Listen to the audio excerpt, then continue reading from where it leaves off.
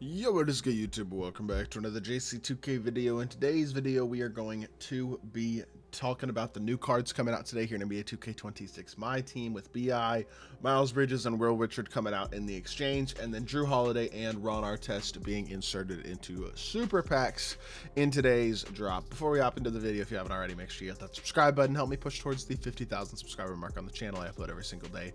Multiple videos a day. Would really appreciate it if y'all do subscribe. Without further ado, let's get into it. Let's get to ranking some cards, and not ranking some cards, but let's get to taking a look at these cards and see what they are looking like. Will Richard could actually be very solid. 6'5" point guard.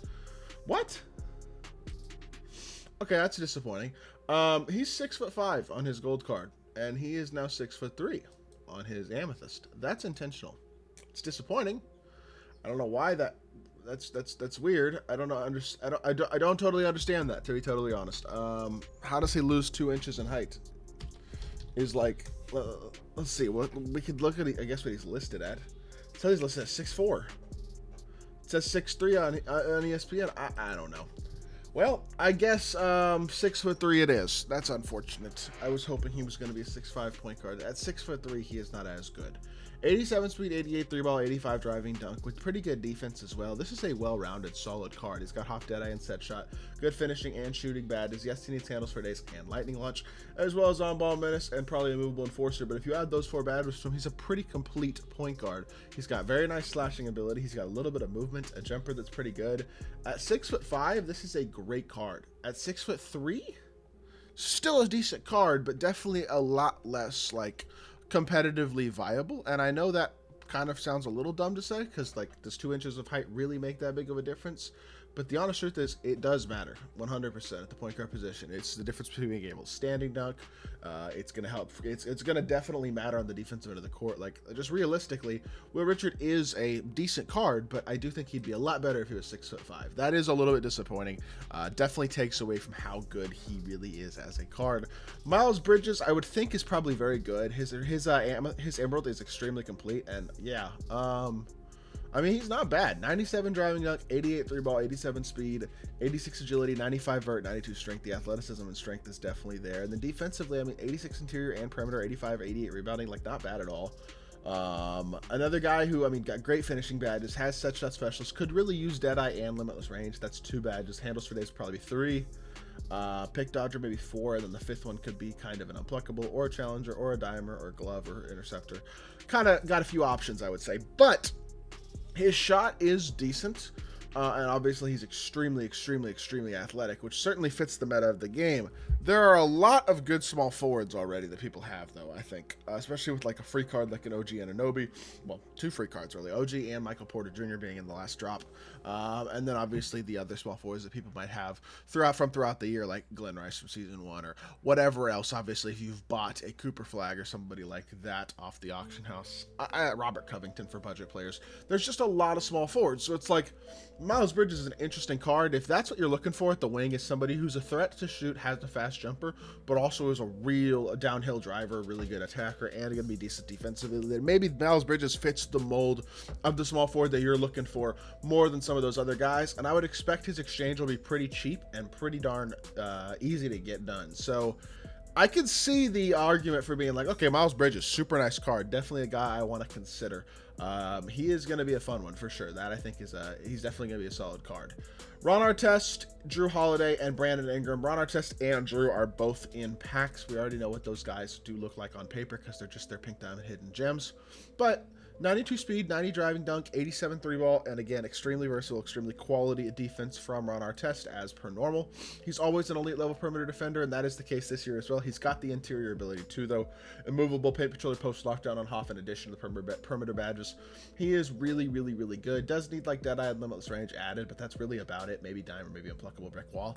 That'd probably be the 5 I would add, but you could include Rise Up if you wanted to as well. But I do think he is very good. I would say probably the second best shooting guard in the game. It's, if not the second best, it's him and Pippen, you know what I mean, outside of Dr. J. He's got Rudy Gay's jumper, pro dribble style, Luka escape, Pippen behind the back. This card is going to be elite defensively. He's going to be a great spot up shooter. He's going to be a versatile, well, decent off the dribble guy as well.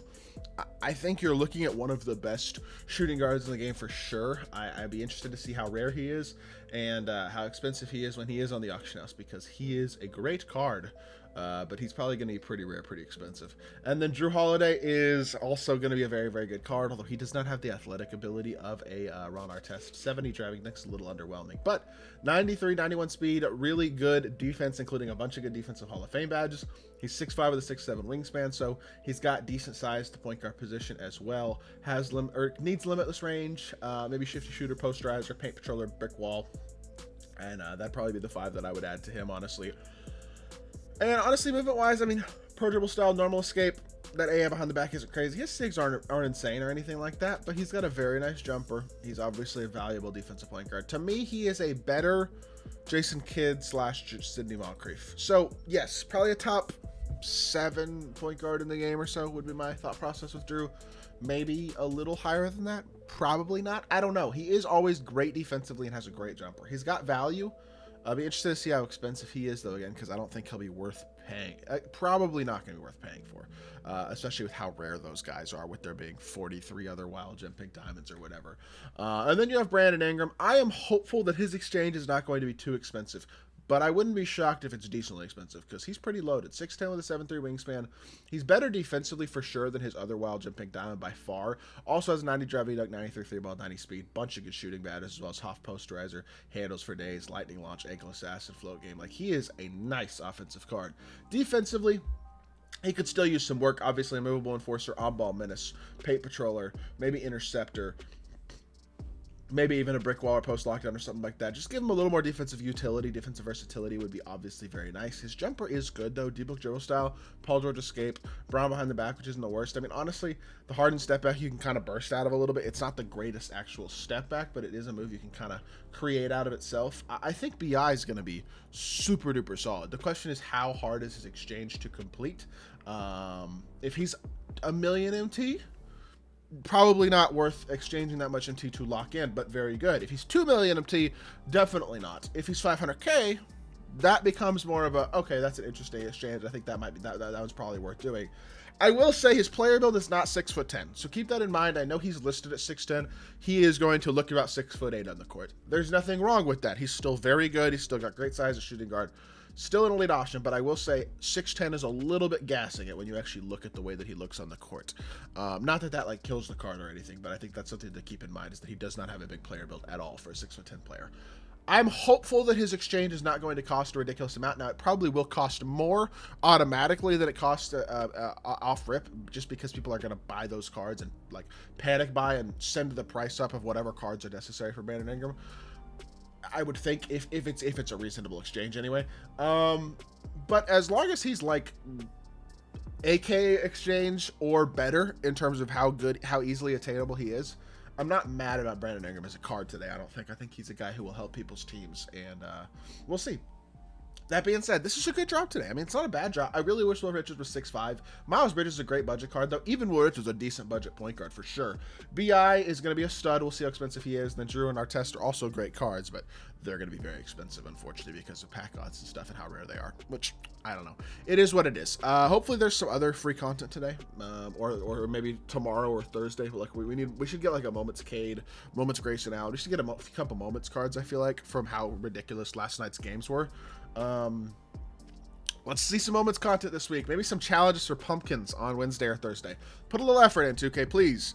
I hope y'all did enjoy the video. If you did, make sure you hit that like button. Leave a comment and subscribe. I'll be back with more 2K content very, very soon. I appreciate y'all. Peace.